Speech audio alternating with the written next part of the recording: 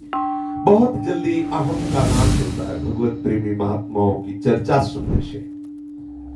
आज बड़े ही निष्ठावान श्रीनाथ जी को दुलार करने वाले अष्ट सखाओं में श्री कुंभन दास जी की चर्चा है।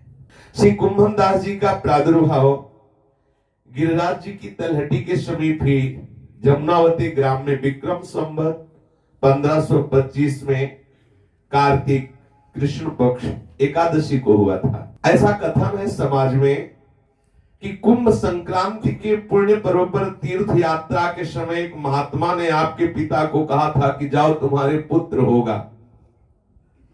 तो उसी के वचन से जब ये बालक हुआ तो कुंभ के कृपा प्रसाद से हुआ, इसलिए कुंभन दास नाम रख दिया गया। बाल्यकाल से ही इनकी बड़ी सात्विक प्रकृति थी, शांत, सदैव भगवत चिंतन करना, चंचलता रहित स्वभाव, एकदम गंभीर, ऐसा। अब जो थोड़ा बड़े हुए कवित्व शक्ति इनके हृदय में विराजमान थी। वो कुछ बातें होती है जो भगवत प्रदत्त होती है। और घर में जीविका के लिए थोड़ी सी खेती थी, कृषि, उसी से कुटुंब का भरण पोषण होता था। बड़ा आनंद पूर्वक इनका भजन साधन करते हुए समय कटने लगा। विक्रम संवत 1550 के लगभग श्रीमद वल्लभाचार्य महाप्रभु जी ब्रज की परिक्रमा करते हुए जब गिरिराज जी पधारे तो बहुत लोगों ने वल्लभाचार्य जी के तेज को, भक्ति को देख करके, उनके प्रभाव को देखकर उनकी शरणागति स्वीकार की, उनके शिष्य बने। जतिपुरा में श्री महाप्रभु जी ने श्री गोवर्धन नाथ जी, श्री श्रीनाथ जी का जो प्रादुर्भाव हुआ तो उनकी सेवा प्रतिष्ठा की और बहुत सेवा का विस्तार किया। महाप्रभु श्री वल्लभाचार्य जी के प्रभाव को सुनकर श्री कुंभन दास जी भी दर्शन करने आए। देखते ही प्रभावित हो गए कि वो जिनकी मैं चाह कर रहा था वो ये ही है। ऐसा होता है। कुंभन दास जी एकदम आश्चर्यचकित हो गए महाप्रभु वल्लभाचार्य जी को देख करके कि मेरे हृदय की जो चाह थी वो मुझे प्राप्त हो गई। जब ही मुस्कुरा करके वल्लभाचार्य जी ने श्री कुंभन दास जी की तरफ देखा तो हृदय में इनकी जो मांग थी वो पूरी हो गई। ये आचार्य साक्षात प्रभु ही है, ये सामर्थ्य इन्हीं में है। तत्काल उनके हृदय में बड़ी दिव्य दिव्य लीलाएं स्फुरित होने लगी। कुंभन दास जी संगीत विद्या में परम प्रवीण थे, कंठ भी अति मधुर था।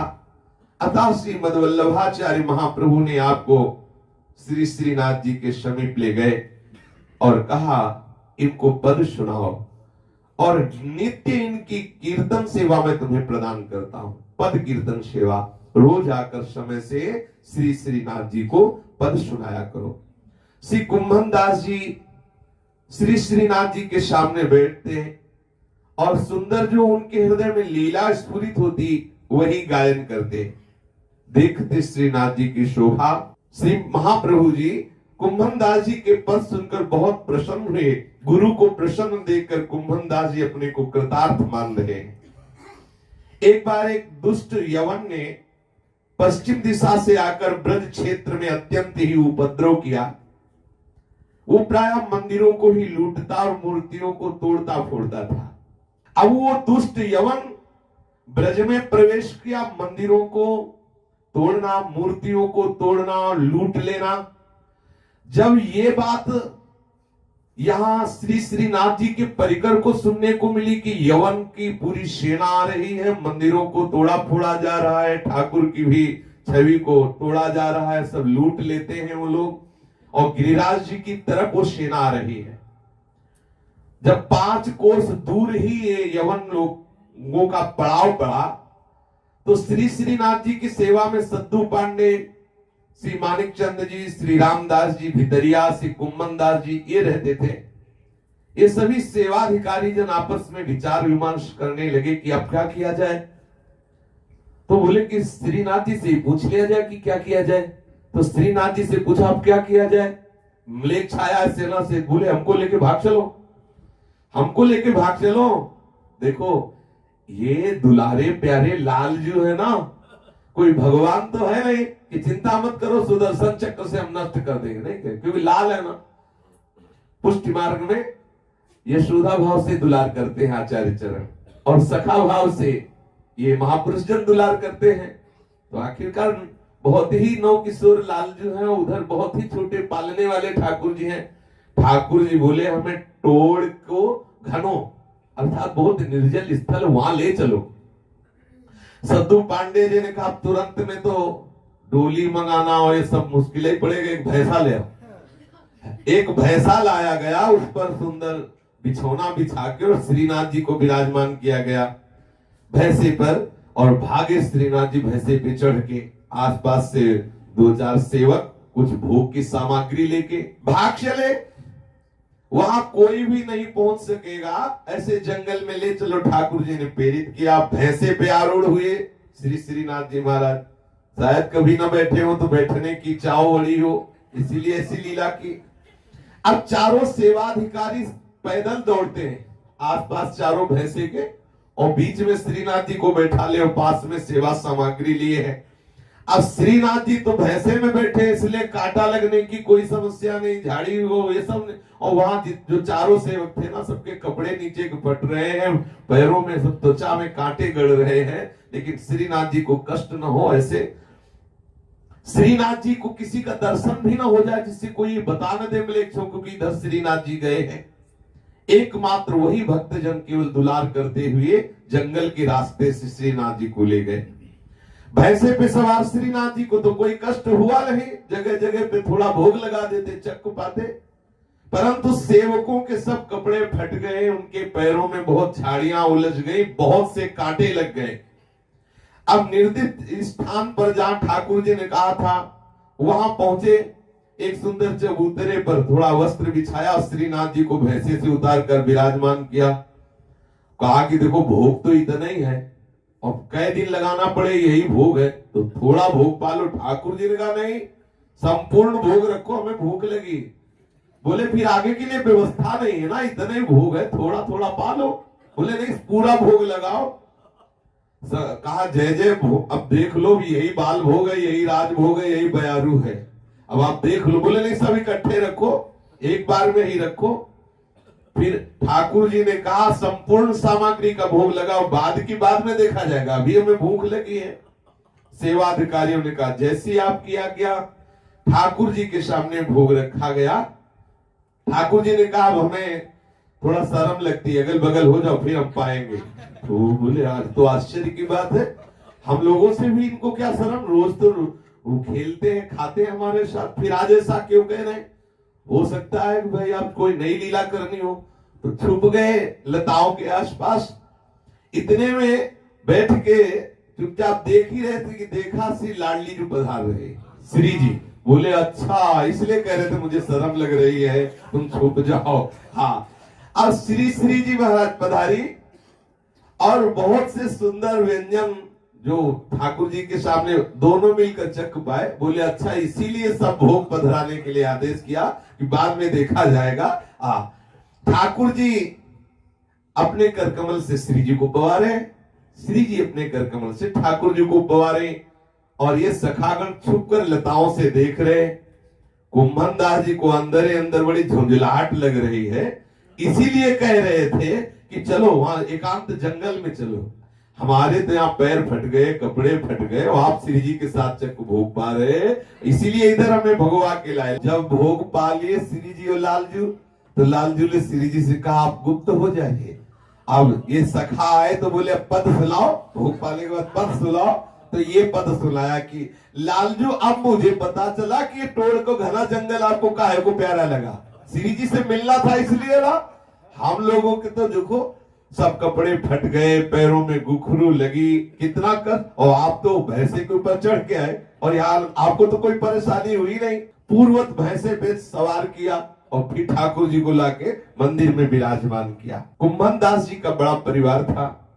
आपके 7 पुत्र, और 7 पुत्रों की 7 पत्नियां और एक विधवा भतीजी, और स्वयं की पत्नी हो गए 17, और 17 जनों के उदर पोषण के लिए थोड़ी सी कृषि खेती थोड़ी सी थी, अथा बिल्कुल निर्धन थे, बिल्कुल निर्धन, मतलब पेट किसी तरह एक बार कुछ पड़ जाए बस इतना था।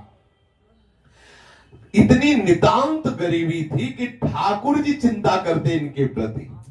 ये बड़ी बात होती है। ठाकुर जी ये परेशान थे कि कुंभन दास जी को हम कैसे सुख पहुंचावें।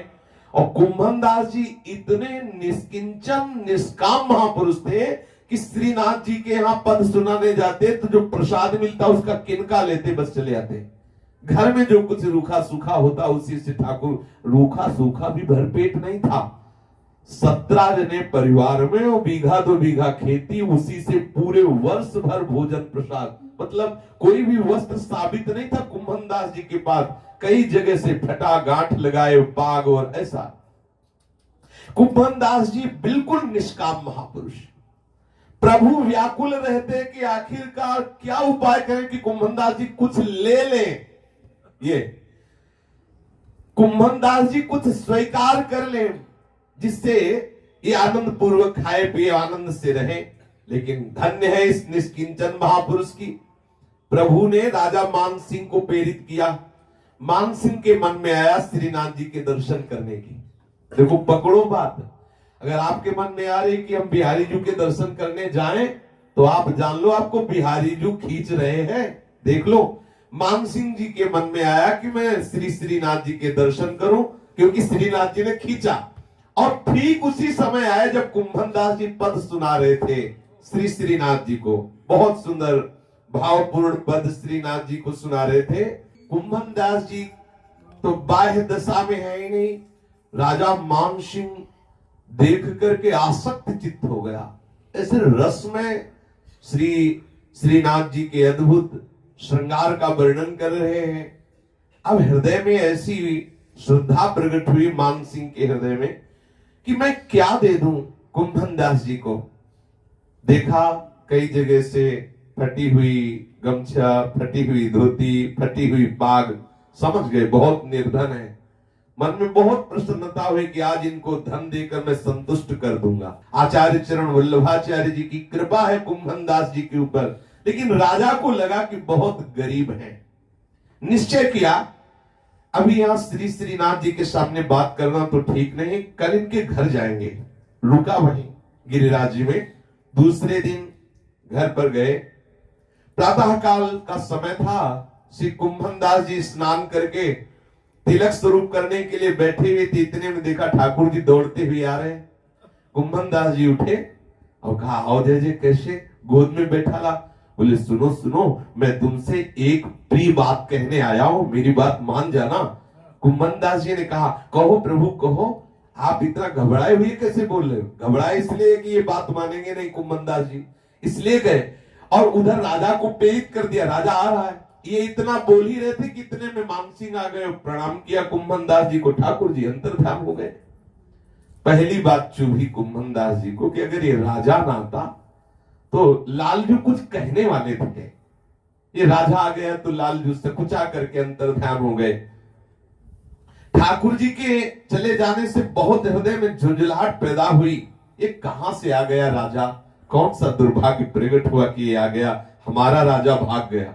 अगर ये ना आता तो वो ठाकुर जी क्यों जाते?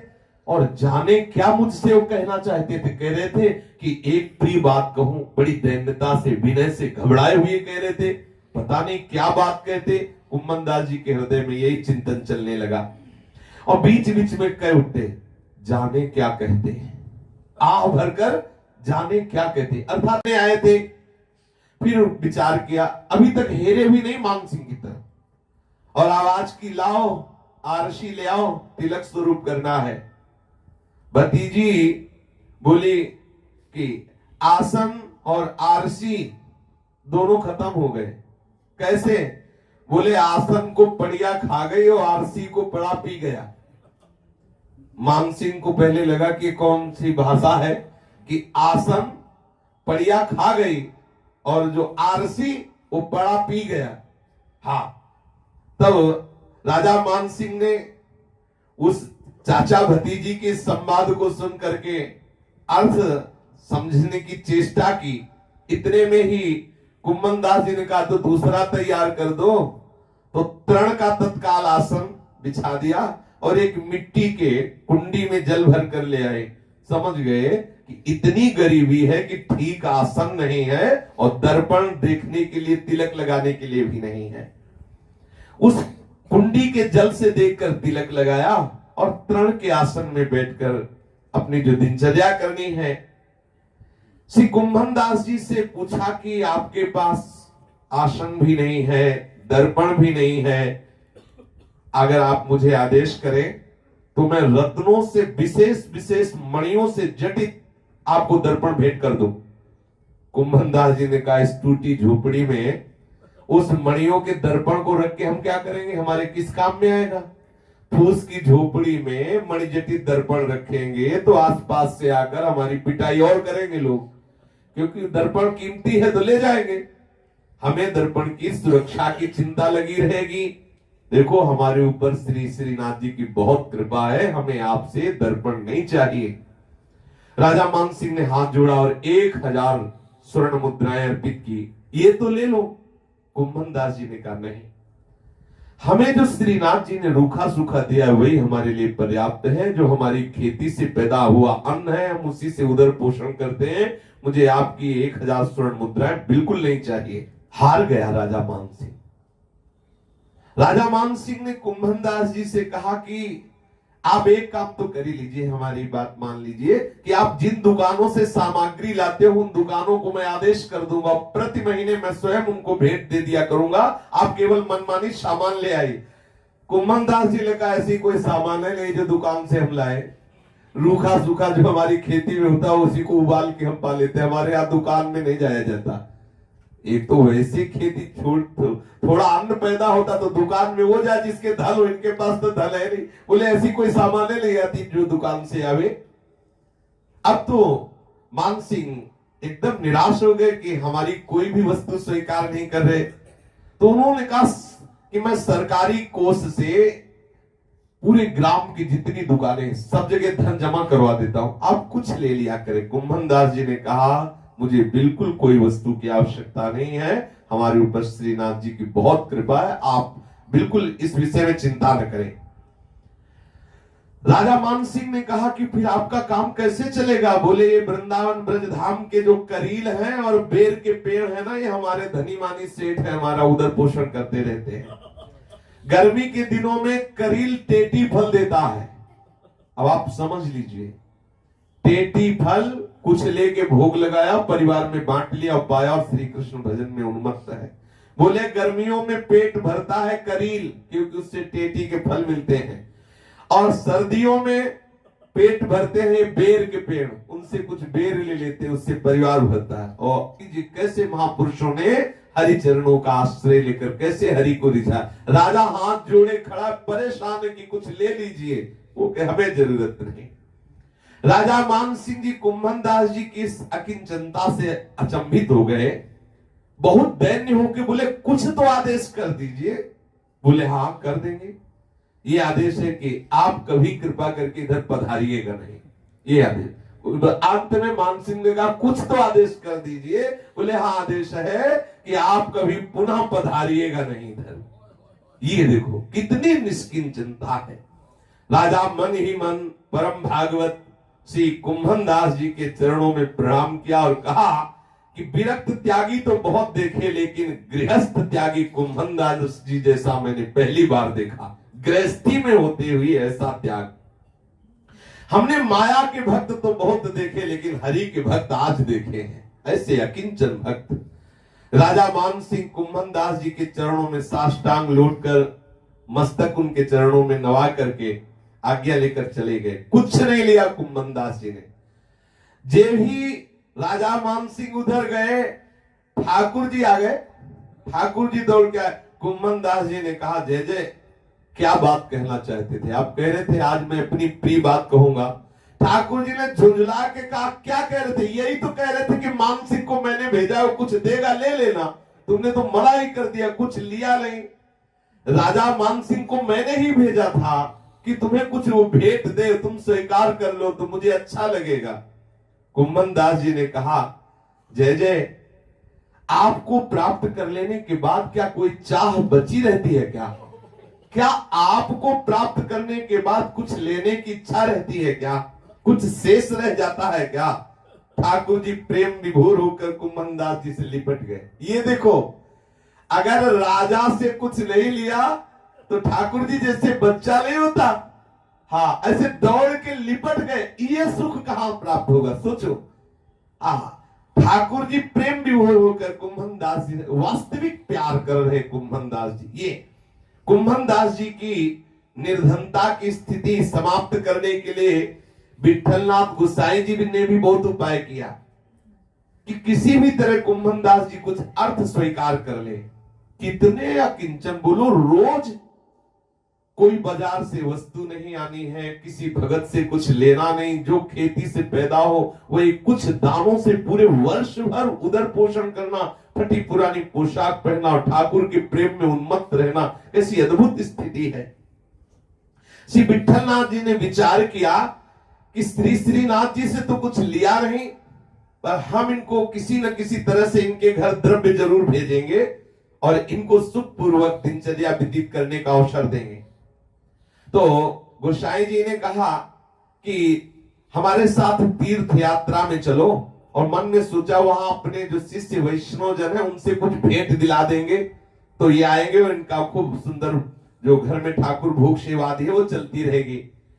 विक्रम संवत 1631 में द्वारिका यात्रा के लिए अपने साथ ले चलने के लिए कुंभन दास जी को आदेश कर दिया आचार्य चरण ने। श्री कुंभन दास जी आज्ञा स्वीकार किए, क्योंकि ना तो कह नहीं सकते थे, आचार्य परिकर है, गुरुजन है।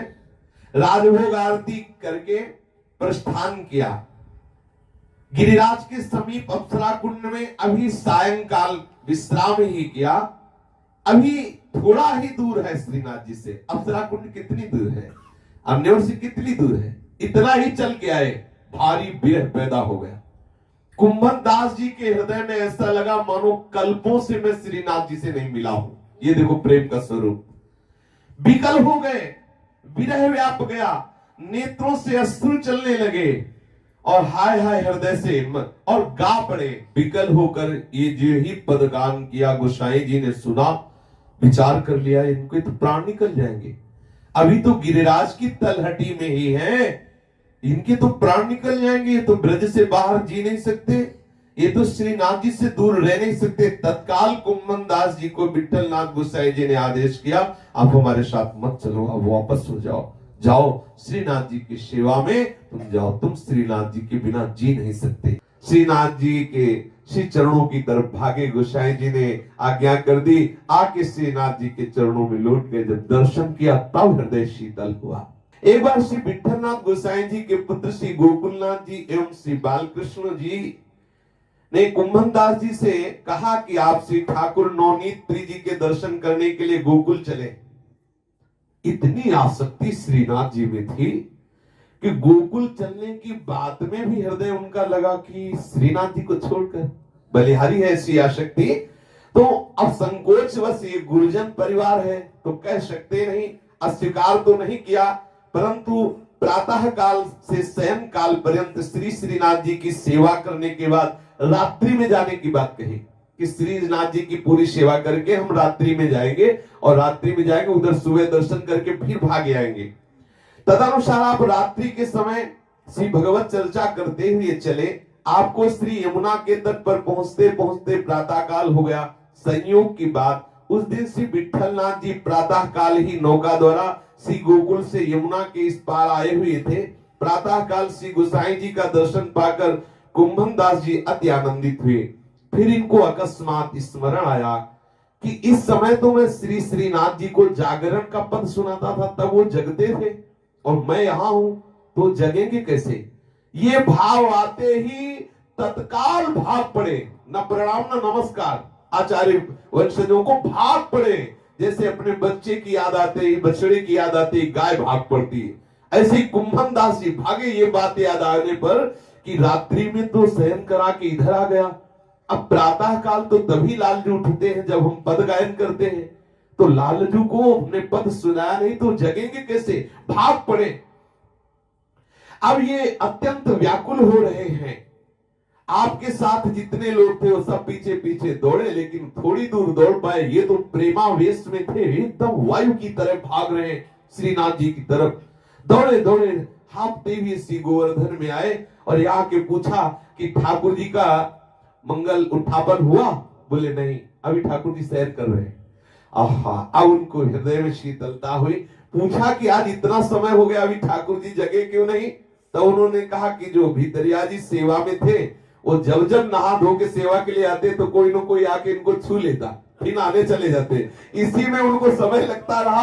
अभी श्रीनाथ जी सैर ही कर रहे, ठाकुर जी जागृत नहीं हुए। श्री कुंभन दास जी गए और अत्यंत दुलार करके ठाकुर को पद सुनाया जागरण का, तब ठाकुर जी जागे। ये देखो प्रीति, अगर कुंभन दास जी के हृदय में इतनी प्रीति है तो ठाकुर जी के हृदय में भी ये जगे नहीं। जब तक कुंभन दास जी पद नहीं सुनाएंगे हम जगेंगे नहीं। इसी समय श्री विठलनाथ जी घोड़े पर आरूढ़ होकर श्री गोकुल से श्री गोवर्धन के लिए आ गए। इन्होंने पूछा कि पूजा में इतनी देरी सेवा में क्यों हो गई? पुजारी जी ने बताया कि महाराज आज ठाकुर जी ऐसी लीला कर रहे थे कि जब हम स्नान करके अपरस में सेवा करने जाते तो कोई न कोई ऐसा आ जाता और हमें छू लेता। 4-5 बार हो गया, हम नहा नहा के परेशान हैं। अभी अभी ठाकुर जी को उठाया है। इसका कारण श्री ठाकुर जी की सेवा में जो विलंब हुआ, क्योंकि ठाकुर जी ऐसी लीला करे। गोसाई जी समझ गए कि यहाँ स्नान वाली लीला नहीं थी, लीला थी कुंभन दास जी का पद सुनने की। ठाकुर जी आसक्त चित्त, जैसे कुंभन दास जी ऐसे आसक्त चित्त ठाकुर जी थे। आहा, एक बार श्री कुंभन दास जी पारासोली में अपने खेत पर थे। श्री ठाकुर जी श्री श्रीनाथ जी इनके साथ खेल रहे थे। इतने में मंदिर में उत्थापन का समय हुआ और कुंभन दास जी का सेवा था पद सुनाना उत्थापन की। तो कुंभन दास जी ने तुरंत चलने की चेष्टा की तो ठाकुर जी ने पूछा कहां जा रहे हो? चल कैसे रहे? कहां जा रहे हो? कुंभन दास जी ने कहा कि ठाकुर जी की उत्थापन के समय में हमें पद का गाने की सेवा है। तो बावरे हो, ठाकुर जी तो मैं हूं, मैं तो तुम्हारे साथ हूं, तुम्हें मंदिर में जाने की क्या जरूरत है? किसके दर्शन के लिए जा रहे हो? किसका उत्थापन कर? मेरे ही तो। कुंभन दास जी ने कहा ये बात आपकी तो ठीक है, आप हमसे प्यार करते हैं, हम पे कृपा करते हैं, आप हमें दर्शन दे रहे हैं, किंतु आपके इस रूप पर विश्वास नहीं। आप कब भाग जाओ हमारे बस की बात नहीं है, लेकिन जो आप श्री श्रीनाथ जी के रूप में आचार्य के द्वारा प्रतिष्ठित रूप में हो, आप भाग नहीं सकते। इसलिए देखो हम उनकी सेवा, वो स्वरूप की सेवा नहीं छोड़ सकते। आपको क्या अभी अंतर ध्यान हो जाओ, आप स्वतंत्र हो, लेकिन वो आचार्य के द्वारा प्रतिष्ठित आपका रूप है, आप वहां अंतर ध्यान नहीं हो सकते। क्षण भर के लिए भी आप अपनी वहां मनमानी नहीं कर सकते, आचार्य के अधीन हो वहां। अतः हमें मंदिर में जा करके और वहां जो हमें सेवा मिली वो अवश्य करना है। वहां पर जो दर्शन होता है वो आप आचार्य के अधीन होते हो, इसलिए हमें कोई भय नहीं कि आप अंतर ध्यान हो जाओगे, लेकिन यहाँ आप स्वतंत्र हो। इसलिए मैं यहाँ रुकूंगा नहीं, उत्थापन का समय हो रहा, मैं जाऊंगा और वहां पद गाऊंगा। श्री ठाकुर श्री श्रीनाथ जी ने कुंभन दास जी के सगाध प्रेम को देख करके बहुत ही आनंदित हुए और हृदय से कुंभन दास जी को आलिंगन किया, हृदय से लगा लिया और कहा चलो हम तुम्हारे साथ ही चलते हैं। आहा, एक बार की बात है कि श्री विठलनाथ गोसाई जी का जन्म दिवस था। वे श्री गोकुल में गए हुए थे। ठाकुर जी ने भक्तों को बुला के कहा कि देखो ये गोसाई जी हमारा जन्मदिन तो बहुत दिव्य उत्सव मनाते हैं। ठाकुर जी ने कहा लेकिन गोसाई जी का जन्म उत्सव क्यों नहीं मनाते? जब वो हमारा जन्म उत्सव मनाते हैं, वो आचार्य हैं, गुरु हैं, तो उनका भी जन्म उत्सव मनाना चाहिए। ठाकुर जी ने स्वयं कहा और उनका अनिवार्य है उत्सव मनाओ। तो भक्तों ने पूछा जय जय कैसे उत्सव मनाए? अरे बोले चक्क भोग लगाओ, वैष्णवों को पवाओ, नाम कीर्तन करो और सबको बताओ कि आचार्य का जन्म उत्सव, गुरु का जन्म उत्सव मना रहे। ठाकुर जी से पूछा तो फिर भोग काहे का लगावे, आप ही बता दो। ठाकुर जी ने कहा गरम गरम जड़िया जलेबी का भोग लगाओ। हाँ, जलेबी का भोग लगाओ। तो भक्त जनों ने फिर आपस में चंदा किया कि भाई अब जब कुंभन दास जी को पता चला कि गुरुदेव का जन्म दिवस मनाया जाए, तब उन्होंने सद्दू पांडे जी से कहा कि हम घृत और मैदा की व्यवस्था कर देते हैं, जलेबी आप बनवा देना। और कुछ भक्तों ने कहा शक्कर की व्यवस्था हम कर देंगे। कुंभन दास जी गए, जो घर में एक पड़ा एक पड़िया थी उसे बेच दिया और तो नहीं, उसी से घी और वो ला करके मैदा दिया कि वह इसकी जलेबी बन जाए। 5 रुपए का बिचा उस समय, एक बड़ा बढ़िया थी ने उसको बेच दिया और 5 रुपए मिले। 5 रुपए दिए, उन्हीं से सद्दू पांडे जी जो थे वो और भी भक्तों ने एक एक 2-2 रुपए मिलाए। जलेबियां बनी, प्रातः काल तोरण बंधनवार लगाए गए, मंदिर सजाया गया। राजभोग में जब खूब जलेबी का भोग लगा, ठाकुर जी ने भोग पाया। ठाकुर जी की आज्ञा से कुंभन दास जी ने गोसाई जी के जन्म दिवस में गोसाई जी की बधाई का पद गाया। विशेष आनंद हुआ। जब दोपहर में श्री गोसाई जी पधारे तो द्वार पर बना हुआ तोरण बंधनवार भोग में जलेबी का भरा टुकड़ा देखकर पूछा, आज कौन सा उत्सव है? सेवकों ने बताया कि महाराज आज आपका जन्म उत्सव मनाया जा रहा है। तो ये सामान कहां से आया? तो सद्दू पांडे ने कहा कुंभन दास जी का इसमें विशेष योगदान है। तो गोसाई जी ने कहा था क्या इनके पास? तो बोले एक बढ़िया थी, वो भी बेच करके गुरु उत्सव बना दिया। ये ऐसे अकिंचन महाभागवत की बात विशेष वो होती जब है नहीं, फिर जो है उसको भी सबको हृदय विकल कर देता है। गोसाई जी का हृदय भाव से भर गया, कुंभन दास जी को हृदय से लगाया। विक्रम संवत 1602 के समकालीन जब विठलनाथ गोसाई जी ने ब्रजभाषा के अष्टछाप कवियों की स्थापना की, तब उसमें श्री कुंभन दास जी एवं उनके सुपुत्र श्री चतुर्भुज दास जी को भी सम्मिलित किया। अष्टछाप के कवियों में श्री कुंभन दास जी सबसे अधिक दीर्घजीवी हुए। 115 वर्ष रह करके श्री श्रीनाथ जी को पद सेवा की। सुनाई 115 वर्ष। विक्रम संवत 1640 के लगभग श्री ठाकुर श्री श्रीनाथ जी की नित्य सेवा में सम्मिलित हुए। अपने पांचभौतिक देह का परित्याग करते समय उन्होंने एक पद रसिकों की सभा में गाया। जब शरीर पूरा हो रहा था, श्यामा श्याम का ऐसा दर्शन करते हुए मानो कनक बेली श्री लाडली जो श्याम तमाल पर चढ़ी हुई, अर्थात ऐसे मिलित रूप का दर्शन करते हुए कुंभन दास जी ने अपने शरीर का त्याग करके नित्य स्वरूप प्राप्त करके श्रीनाथ जी की नित्य सेवा में सम्मिलित हो गए। श्री राधा वल्लभ लाल की जय।